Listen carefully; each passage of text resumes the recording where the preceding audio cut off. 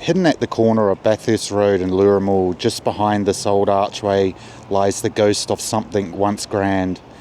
This was no ordinary guest house. It was a towering icon of early 20th century tourism, a retreat in the clouds. Its name was Chateau Napier. Opened in 1910, destroyed in a single day of fire in 1957. And yet, part of it still remains, if you know where to look. Today I've come here to uncover what's left and tell the story of one of Blue Mountain's greatest forgotten landmarks. So this sandstone wall here, this is actually original. It once ran along the entire highway boundary of the guest house. And just over here, this archway was part of the formal entrance to the Chateau Napier. Built in 1910 by local contractors, the hotel would have stretched back from here 4 stories high. If you look at the elevation, it was carefully chosen. Visitors got panoramic views of the Jamison Valley from their balconies.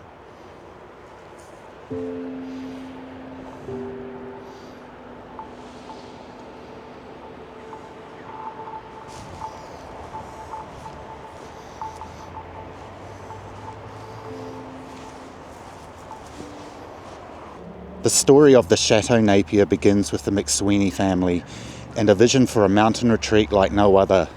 In the early 1910s, he commissioned builders Mason, Harris & Co. with construction overseen by J.S. Knott. The location, the highest corner of Leura's village heart, a spot that captured the valley, the railway and the fresh alpine breeze. The result, a 4-story guest house, designed to impress, sweeping staircases, verandas, dining halls, lounges and gardens. A mountain getaway for the upper class, and just behind it, the Braes, the McSweeney's farm, quietly supplied fresh produce, dairy and poultry to the hotel kitchen. This was more than a business, it was a vision carved into the Blue Mountains. In its heyday, the Chateau Napier was bustling.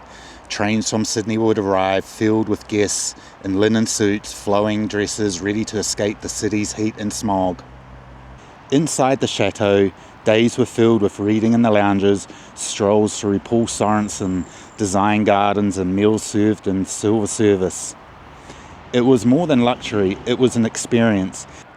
The McSweeney family managed it with pride. After Justin's death, his wife Emily continued to live at the nearby residence, a quiet matriarch still tethered to the dream they built, but dreams, even beautiful ones, don't always last. December 1957 brought one of the worst bushfire disasters in Australian history.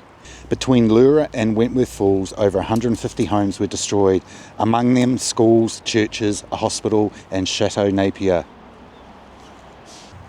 Entire streets turned to ash in minutes.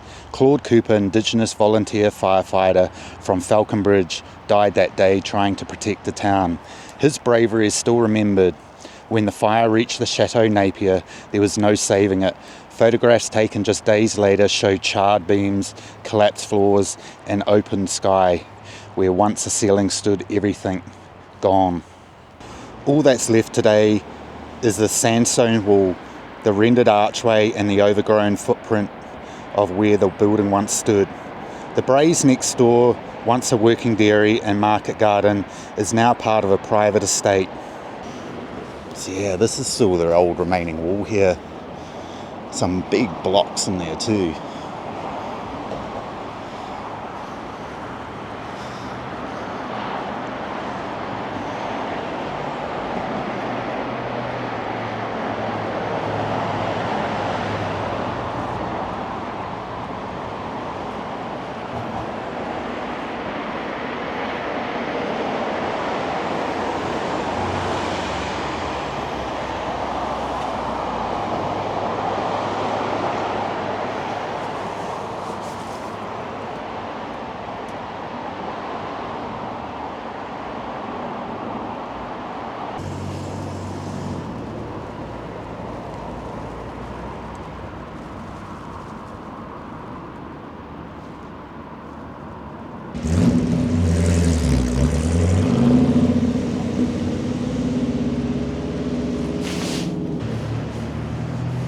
Yeah, so there's still bits here, like the old walls and stuff, so fascinating.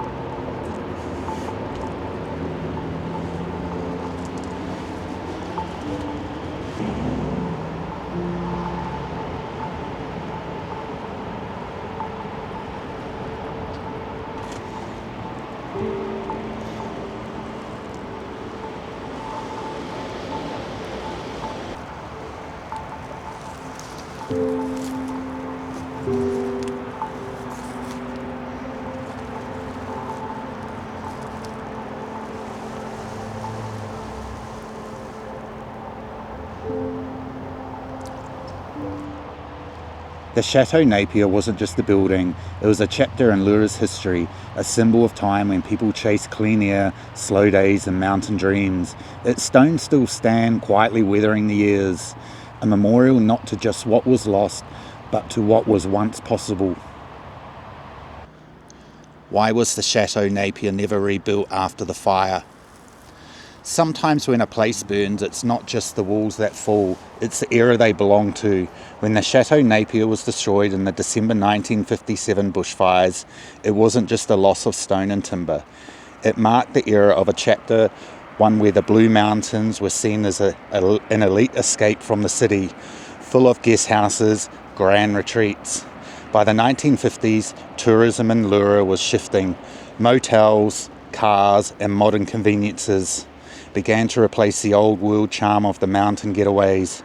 Rebuilding four-storey guest houses would have taken enormous funds, and without Justin McSweeney, who had passed decades earlier, the family may have lacked the means to or desire to revive it. Instead, the site remained untouched. Some say it was out of respect, others say the scars were too deep.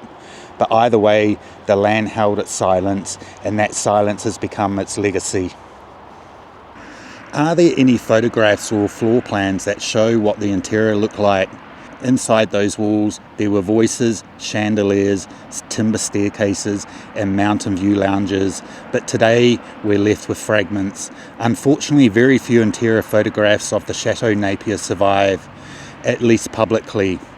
Unlike iconic hotels of the time, Chateau Napier was once somewhat of a hidden gem, privately run by the McSweeneys and operating during a less documented era. Many records have been lost in the fire itself. However, descriptions in early tourism brochures and heritage listings speak of lounges with valley views, polished wood floor interiors, and formal dining rooms. Guests would have experienced quiet luxury, the kind that didn't scream wealth, but whispered refinement. There were many photos still tucked away in local family albums, forgotten in time, and that's part of the magic of telling stories like this. Sometimes one video can trigger a memory and a whole new window opens.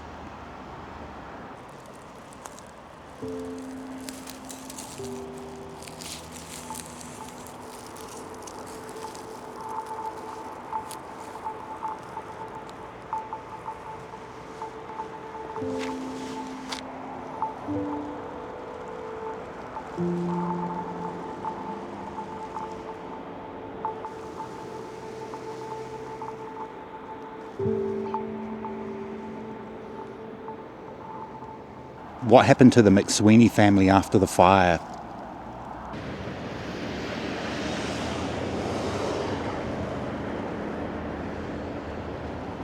They were the dreamers, the builders, the ones who saw the Blue Mountains not just as a landscape, but as an opportunity. Justin McSweeney, the man behind the Chateau Napier, passed away many years before the fire, but his widow, Emily, remained in Leura.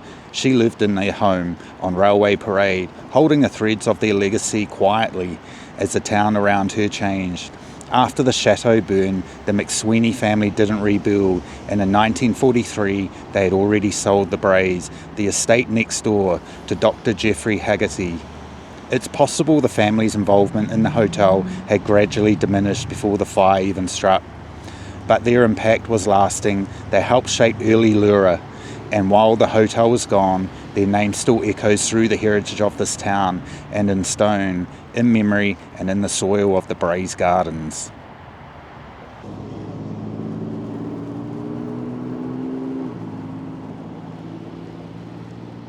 Are there any local legends, ghost stories, or spiritual sightings around the site today? When a place burns, something always stays behind: a sound, a shadow, a story. While there's no official record of hauntings at Chateau Napier site, local whispers do persist. Some residents report an eerie quiet around the archway. Others say they've felt a sudden drop in temperature while walking past at dusk, even on warm days. And when there are fires themselves, the 1957 blaze behaved strangely, destroying one side of the street while sparing another. Some called it luck, others weren't so sure. Whether you believe in spirits or not, there's something undeniably powerful about walking past a ruin where people once lived, laughed, and fled in terror. The energy doesn't always leave, sometimes it just waits. Could the Chateau Napier be heritage listed or memorialised in a more official way? Time erases walls, but not always the story. Although the Chateau Napier itself is no longer standing, parts of it, like the stone's retaining wall and archway, are protected under local heritage significance. They're not just leftover materials, they're classified as historical remnants tied to Leura's early development. Still, there's no plaque, no signage, no memorial. Some locals and historians have suggested a formal interpretation panel or memorial marker to honour the site and its history. But as of now, the land remains quiet, untouched, uncelebrated. Perhaps it's time that changed. Sometimes all it takes is a few voices or a single video to bring the past back to focus. Does anyone in the community still remember staying there or experiencing the fire? Memories fade, but some are fire forged, burned into the soul. In the years since 1957, many of the generation who stayed at the Chateau Napier or fought those fires have grown old or passed on. But stories still live in families: grandparents who honeymooned in Leura, parents who watched the skies turn orange, children who grew up hearing "Never Forget December." There are photographs, there are diaries, and there are fragments, pieces of crockery, scorched books, charred furniture that survived the flames and were carried into the future. This is why I make these videos, because sometimes the right story reaches the right person and what was lost starts to come back. So if you're watching this and you remember and know someone who does, share your story. That's how history lives.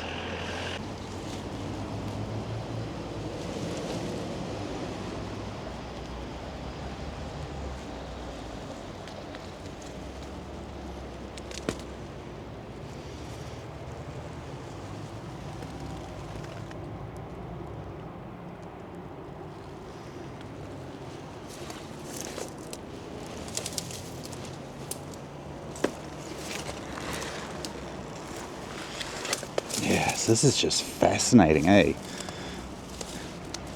There's not a whole lot left, but there's enough to at least come take a look and have a bit of an idea of what this place was about. And there's still little bits and pieces dotted about all over the place. Broken pieces like this.